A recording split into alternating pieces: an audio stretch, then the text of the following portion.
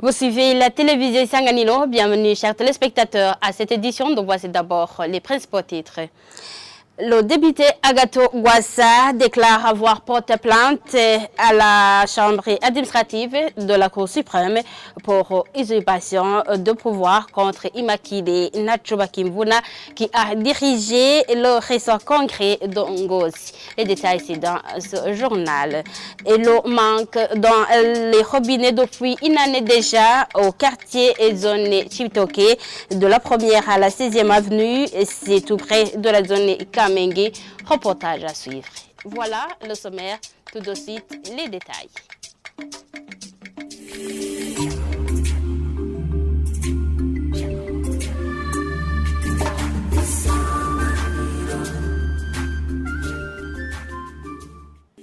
Ouvrons cette édition par la page politique. L'acteur politique Agathon Rwasa déclare avoir porté plainte à la Cour suprême contre les organisateurs du récent congrès du parti CNL tenu à Ngozi. Dans une interview accordée à la radio-télévision Sanganilo, il indique que ces derniers auraient notamment usurpé le pouvoir.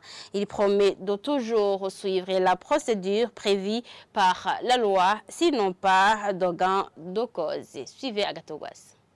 À ce soi-disant congrès d'Ongozi, les militants ou les congressistes statutairement reconnus par notre parti n'ont pas participé à cela, à commencer par moi-même. On n'y a même pas été convié. Donc, c'est un préjudice énorme envers notre parti et nous avons jugé nous référer à la Cour de justice parce que le ministère qui a cautionné tout ça ne peut pas trancher. Il est déjà embourbé. Donc, nous avons saisi la Cour administrative qui est, selon les lois, compétent pour trancher, pour juger pareille matière. Nous portons plainte contre Dame Immaculée Nachobakimvuna parce que c'est lorsque nous avons lu ici et là dans les réseaux sociaux que c'est elle qui a prétendument présidé à ce pseudo-congrès d'Ongozi. Et donc, c'est contre elle que nous portons plainte, contre les consorts bien entendu, que nous portons plainte. Ce n'est pas question d'avoir espoir ou pas. La question est comment est-ce que la justice doit fonctionner de façon indépendante. Il faut que l'on lise la loi et qu'on administre la justice à qui de droit. Ce n'est que ça. Sinon, si on devrait penser à ça, avoir de l'espoir qu'on sera comme ceci, comme cela, ça serait mal partir. Nous croyons à la justice, nous croyons à la capacité des gens de dire le droit, nous croyons à la capacité des juges d'être responsables des jugements qu'ils rendent. Et donc, nous saisissons cette cour parce que c'est l'unique instrument compétent aujourd'hui pour finir, pour mettre un terme à cet imbroglio qui mine la classe politique burundaise. Les mécanismes prévus par la loi, on les poursuivra jusqu'à leur épuisement. Ce n'est que ça. Toujours la page politique, la discipline que prônait l'ancien président Cyprien Ntaryamira n'a pas encore pris sa place au Burundi. C'est ce qu'a déclaré son ancien compagnon, le président Sylvestre Ntibantunganya. C'était lors d'une conférence publique organisée ce vendredi par le parti Sawanya Frodebu dans le cadre de la commémoration du 30e anniversaire de l'assassinat du président Ntaryamira. Le président Sylvestre Ntibantunganya a expliqué que l'absence de cette discipline se remarque dans la mauvaise gouvernance où les gens n'ont pas peur de détourner les biens publics civils. Non, il n'y a toujours pas de discipline au Burundi. Discipline dans le respect de la richesse du pays. C'est le problème que connaît le pays. Les gens gaspillent la richesse publique dans ce pays. On gaspille ce qu'on n'a pas. Si tu oses faire cela, tu es en train de détruire le pays. Une autorité qui ose voler les biens publics détruit sa patrie. Il perturbe ta sécurité. Il bafoue tes droits. Tes enfants devront avoir l'accès à l'éducation. Les bancs pupitres à l'école où les élèves ne suivent pas les cours assis sur terre, comme c'est le cas dans certains endroits. Nous-mêmes qui avons étudié avant, avions des bancs pupitres. Tu dois organiser le pays avec toute la force possible, comme l'avaient souhaité nos défunts. Les auteurs des malversations économiques diminue la puissance d'une nation. C'est là où la discipline intervient. Les gens doivent savoir respecter les biens publics, savoir qu'il s'agit des richesses de toute la population et non d'un seul individu. Deuxièmement, si les gens ne le respectent pas, il faut que les lois agissent pour redresser la situation. Agasubizwa kuri wa murongo twavuga kuguma ku murongo kwa murongo ukubaha n'ukubahiriza igihugu. Poursuivons ce journal par la page économie. Le gouvernement burundais devrait subventionner efficacement le domaine de l'agriculture et tirer profit de sa population en vue d'une production susceptible de contribuer à la baisse des prix. Analyse d'un expert en commerce international, Elie Roland Boniza, fait remarquer que la production agricole telle qu'il se présente ne peut pas suffire à la population.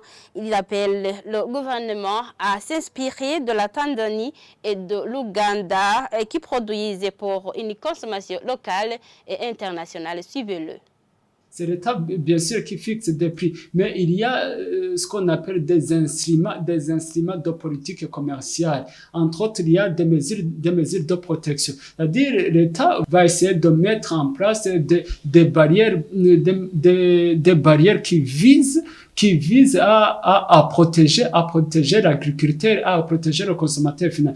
L'État va chercher comment faire des subventions spécifiques des subventions spécifiquement dans le domaine des subventions en pourcentage d'argent que l'État va mettre dans ce domaine pour que au moins l'agriculteur ou la population qui œuvre dans ce domaine trouve un soutien d'argent, un soutien technique, un soutien aussi, un soutien de formation. Dans ce cas, vous allez trouver un résultat particulier ou une conséquence favorable, une conséquence positive et favorable dans la vie. Il y a une augmentation remarquable de la population par rapport aux années antérieures, disons les années 1900 combien, 1800 combien.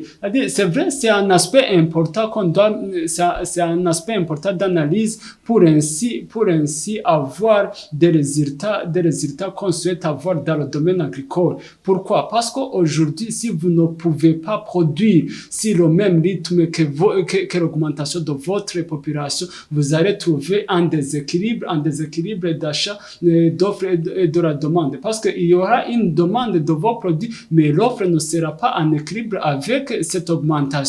Mais ça ne devrait pas être un problème aussi majeur que ça, parce que l'État doit aussi mettre des objectifs visant l'amélioration de la qualité de cette activité, et aussi l'État doit favoriser l'investissement dans ce domaine. Page de société à présent, certains habitants de la première avenue, de la première à la 16e du quartier Chibitoke, en zone Chibitoke, tout près de la zone Kamenge, déplorent qu'il y vienne de passer presque un an sans avoir d'eau dans leur robinet. Ils témoignent qu'ils sont obligés d'acheter de l'eau chaque jour, ce qui revient très cher pour eux, car un bidon coûte 500 francs burundais. Ils demandent à la Régie des eaux de trouver une solution à leur problème, car l'argent dépensé pour cette eau alourdit leur vie quotidienne. Chéria Ilambon.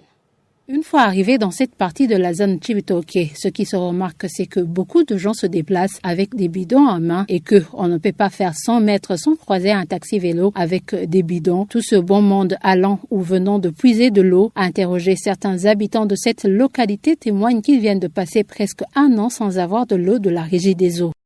Nous avons été dépassés par le problème de la pénurie d'eau. On n'en revient pas. Cette pénurie d'eau potable s'observe à partir de la route surnommée Kanyoni jusqu'à la route séparant Kamenge et Cibitoke, de là jusqu'aussi à la dorsale. Elle est perdue depuis le mois de mai de l'année passée. Les robinets et les fontaines publiques n'ont aucune goutte. Pour avoir de l'eau potable à utiliser dans leur ménage, ces habitants de la zone Cibitoke sont obligés de l'acheter à raison de 500 francs le bidon. Ils indiquent que cela n'est pas facile pour eux et demandent à la Régie des eaux de leur venir en aide. Pour avoir de l'eau, nous sommes obligés de nous rendre à Kamenge, à Ngagara ou de l'autre côté de Cibitoke. Et là aussi, cela est possible pour les gens qui ont des enfants à déléguer. Sinon, les autres font recours à des taxis vélos. Vous comprenez que c'est difficile pour nous de faire la propreté dans nos maisons. Si je donne un exemple de mon cas, j'achète des bidons pour la lessive pour ma famille. Et si on y ajoute l'argent de la nourriture, ce n'est pas facile car on doit tout acheter et la Régie des eaux nous amène aussi des factures alors qu'on a acheté l'eau par bidon. Qu'est-ce que vous voulez qu'on fasse? Que l'État trouve une solution avant que nous attrapions le choléra. Je lis quelque part qu'il y a eu des gens qui ont eu le choléra. Ça m'a inquiété car nous n'avons pas d'eau potable. Nous n'avons pas d'autre choix que d'attendre. Cette situation se présente ainsi alors que la partie se trouvant près de Mutakura reçoivent de l'eau régulièrement de la part de la Régie des eaux. Contacter l'administration de la zone Cibitoke rassure qu'elle va contacter la Régie des eaux pour qu'ils puissent trouver une solution à ce problème. Les clubs de la Première Ligue burundaise de la Ligue nationale doivent répondre aux exigences de la Confédération africaine de football, CAF en sigle, pour l'obtention des licences dès la saison prochaine. Certaines de ces exigences sont que le club doit avoir une équipe de jeunes et un club féminin. Lors du lancement d'un atelier de formation sur le système de l'octroi des licences des clubs en ligne, Alexandre Muyenge, président de la Fédération burundaise de football, a expliqué que cette exigence concerne tous les clubs, y compris ceux qui représenteront le Burundi dans les compétitions internationales civiles. Venons de lancer officiellement cette période de formation qu'on appelle l'octroi de licence en ligne. C'est la formation qui a été organisée par la FFB en collaboration avec la Confédération africaine de football. La CAF nous a envoyé 2 instructeurs. Donc je dirais que le but de cette formation, c'est de pouvoir être en accord avec les exigences de la CAF. C'est-à-dire que tout club qui participe en première division ou deuxième division doit avoir une autorisation octroyée par la CAF selon leurs exigences. C'est-à-dire que, par exemple, tout club évoluant en première division doit avoir une équipe de jeunes, mais aussi une équipe féminine. C'est l'une des conditions qui est obligatoire pour un club pour participer aux différentes compétitions. Avant, les clubs qui participent dans des compétitions internationales, interclubs de la CAF, faisaient ça. Ce qui est de nouveau pour le moment, c'est que tous les clubs de la première division et deuxième division devront suivre ce modèle. Donc ce n'est plus les clubs participant dans des compétitions interclubs, mais c'est tous les clubs qui participent dans des compétitions organisées par la FA. Et c'est par cette page sportive que nous mettons en point final à cette édition. Merci de l'avoir suivi. Au revoir.